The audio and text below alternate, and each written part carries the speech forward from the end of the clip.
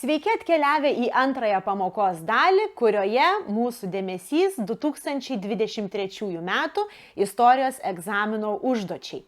Pirmojoje šios pamokos dalyje gilinomės į testo klausimus.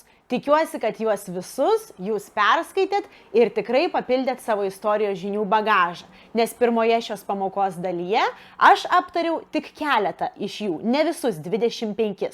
Na, o dabar kviečiu jūs pasižvalgyti po šaltinius. 4 šaltinių blokai 2023 metų egzamino užduotyje.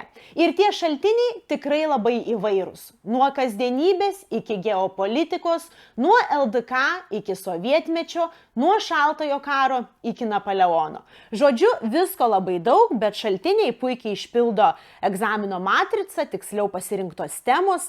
Keletą mano pastebėjimų, kuriuos tikiuosi panaudosite ir jie bus jums naudingi. Taigi pradedam kelionę nuo pirmojo šaltinių bloko, jame LDK reikalai, Gediminas, Jogaila, Kryžiuočiai, Krikštas.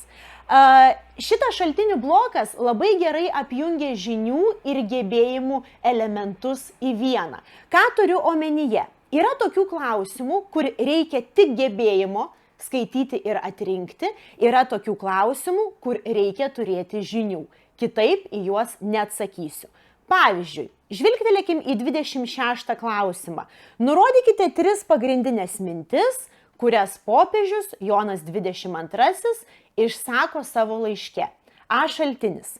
Nieko žinoti nereikia. Perskaitau, galiu atrinkti pagrindinės 3 mintis, gaunu 3 taškus. Labai panašaus tipo klausimas yra ir 31. Kokias 2 pagrindinės mintis popiežius Bonifacas IX išsakė savo bulėje? Nieko nereikia žinoti. Keliauju į D šaltinį, o tų minčių dar ir daugiau negu 2. Perskaitau, atrenku, gaunu 2 taškus. Skaityti moku ir atrinkti jau taškų turiu, o tikiuosi, kad tai tikrai galime padaryti. Vat 30 klausimas jau visiškai kitoks. Žiūrėkite, čia be žinių niekaip ir be istorinių faktų nebeišsisuksi ir taškų negausi. Remdamiesi žiniomis, nurodykite dar 2 privilegijas, kurias suteikia Jogaila. Kiekvieną iš jų trumpai apibūdinkite. Žiūrime į C šaltinį ir matome Jogailos privilegiją Lietuvos bajorams. Žinote, o jeigu nežinote, primenu, kad privilegijų buvo 3. Bajorams C šaltinis, bet dar buvo Vilniaus vyskupui, tą tikriausiai irgi vertėtų prisiminti.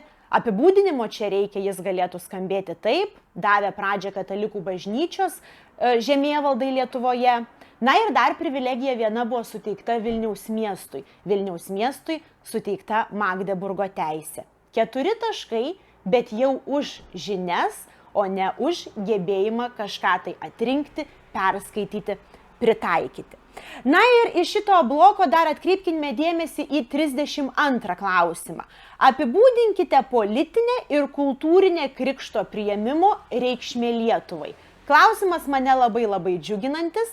Man patinka, kai reikia mokiniams suvokti, pritaikyti ir argumentuoti reikšmę.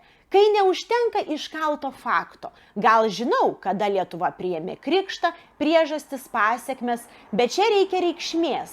Reikšmė nėra pats lengviausias dalykas žmogui. Įvardinti reikšmę yra pakankamai sudėtinga. Politinė krikšto reikšmė atvesta Lietuva į katalikišką Europą, galėtumėm šitą paminėti. Ir kultūrinė, žinoma, kad prasideda vakarų kultūros plėtra Lietuvoje. Mes kalbam čia ir apie mokyklas, apie architektūrą, meną ir taip toliau. Visgi krikštas buvo mūsų atverti vartai į Europą. Ir per įvairias sritis, nuo politikos iki kultūros. Tai va toks pirmas šaltinių blokas. Keliaujame prie antro, o jame Vienos kongresas ir Napoleonas. 2 rašytiniai šaltiniai ir 2 vaizdiniai. Labai norėčiau, kad jūs stabteltumėte ir žvilgteltumėt į klausimą, kuris apie karikatūrą. 34 klausimas. Nurodykite pagrindinę karikatūros mintį ir įvardinkite 3 Napoleono imperijos žlugimo priežastis. Karikatūra B šaltinis 1814 metų karikatūra, aukštai kilęs, žemai pulsi. Kokia tos karikatūros pagrindinė mintis? Napoleonas kariavo su visu pasauliu, matome pavaizduotą ir Madridą, ir Maskvą, jo galingą norą dominuoti ir jo pralaimėjimas, nes tai buvo pakankamai sudėtinga tą jo norą įgyvendinti. Tai jo pralaimėjimas sąlygojo jo ekspansiniai siekiai, kariavimas su visu pasauliu. Kodėl tai nutiko? Priežastis reikėjo užduotyje įvardinti 3 priežastis. Čia yra gerokai daugiau negu 3 priežastis, ką galim prisiminti. Žinoma, kad karas su Rusija, 1812 metai, apskritai koalicija, valstybių susijungimas prieš Napoleoną, prieš Prancūziją, kontinentinė blokada, 1806 metai. Na ir žinoma, pervertintos savos galimybės, nes bent kiek pasidomėję, gal ir žinote apie Napoleono asmenybę, tikrai galime teikti tą faktą, kad galimybės pervertintos. Asmeniniai siekiai gerokai per dideli įsiviešpatauti visoje Europoje. Atkreipiam dėmesį į 37 šio šaltinio klausimą, šio šaltinio blokų klausimą.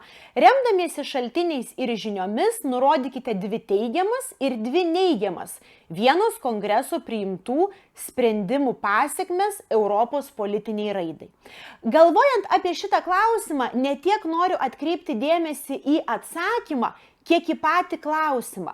Kartais mokiniams sudėtinga suprasti, ko jų prašo. Žiūrėkite, skaitant visą šitą klausimą, reikia atrinkti raktinius žodžius, ko iš manęs nori. Nori 2 teigiamų ir 2 neigiamų politiniai raidai pasekmių. Ne kultūriniai raidai, ne pasauliui, o Europai. Na, šiuo atveju gal čia tiktų ir tas, bet turiu omeny, kad atkreiptume dėmesį. Atkreipkite dėmesį į klausimo formuluotę. Tada labai gražiai ir guldau teigiamas pasekmes, bet Europos politiniai raidai ir neigiamas pasekmes. O jų taip pat buvo daugiau negu po 2, įvardinu 2, gaunu 4 taškus. Na ir 38 klausimas, nurodykite 2 XIX amžiaus įvykius, kurie pakeitė Vienos kongrese nustatytas valstybių sienas. Klausimas, kuris tikrina žinias. Ar žinote, kas vyko po to? Čia tikrai daug įvairiausių dalykų ir tikrai mokykloje istorijos pamokų metu praeitas Italijos-Vokietijos suvienijimas ir Graikijos nepriklausomybė, tai yra akcentuojama. Žodžiu, reikia prisiminti ir pagalvoti, kas po to. Trumpas žvilgsnis toks buvo į antrąjį šaltinių bloką. Keliaujam prie 3 ir ne veltui atsidusau, nes 3 šaltinių blokų pradėjau savo vasarą, taisydama abiturientų darbus, valstybinio egzamino darbus, aš vertinau būtent šitą šaltinių bloką ir tikrai jis pareikalavo nemažai mano dėmesio ir pastangų. Tai matydama daug abiturientų atsakymus į tam tikrus klausimus ir čia noriu stabtelti ir akcentuoti tai, kas gali būti jums naudinga ir neleistų klysti atliekant savo egzamino užduotis. Ir vėl mūsų dėmesys į karikatūrą. 40 klausimas, nurodykite 2 karikatūros mintis, kiekvieną mintį pagrįskite karikatūros turiniu. Ką noriu jums priminti? Jeigu prašo 2 minčių, jos turi būti skirtingos. Ir jeigu įvardinote vieną mintį žvelgdami į Staliną įvardinot, arba Sovietų Sąjungos vykdytą agresyvę politiką, tai antra mintis turi būti apie kitas karikatūros detalės. Arba apie, žiūrėkite, balalaikomis groja prancūzų komunistai, arba apie juos, arba apie Prancūziją, kuri nėra persmelkta durklų ir nėra nuspalvinta krauju, matyt, taip galime suprasti, jos plotas yra tiesiog baltas ir užrašyta Prancūzija. Tas labai svarbu. Darau išvadą iš savo patirties, remdamasi savo patirtimi, kad visgi karikatūras analizuoti mokiniams yra reikalų. Jeigu jūs dabar pagalvojote ir man nelengva karikatūros ir susidoroti su jom, pamoką apie jas irgi jūs rasite mano YouTube kanale. Istorijos pamokos su Laura, karikatūrų analizė. Pasižiūrėkite, nes kai kalbam apie karikatūrų analizę, nėra nieko geriau už praktiką. Imu karikatūrą, išanalizuoju imu kitą, kai išanalizuoju 10, ties 11, reikalai tikrai labai palengvėja. Nuoširdžiai pati esu tai patikrinusi savo kailiu. 41 klausimas ir 42 klausimas apie žemėlapį. Rekomenduoju pasižiūrėti Lietuvos ir pasaulio žemėlapius ir ne tik šį po Antrojo pasaulinio karo, bet ir kitus, nes jų, kaip žinia, egzamine yra. Žiūrėkite, buvo ir testo dalyje žemėlapis ir dabar šaltiniuose sutinkame. Visgi susigaudyti žemėlapio analizėje reikėtų abiturientui, kuris atkeliauja iki valstybinio istorijos egzamino. Pamokas apie žemėlapius irgi galite rasti istorijos pamokos su Laura. Na ir paskutinis, 4 šaltinių blokas apie šaltąjį karą, sovietmetį ir tuometinę gyvenimo realybę. Labai rekomenduoju detaliai perskaitykite B šaltinį, tikrai šiurpus, klaikus, bet visiška tuometinė realybė.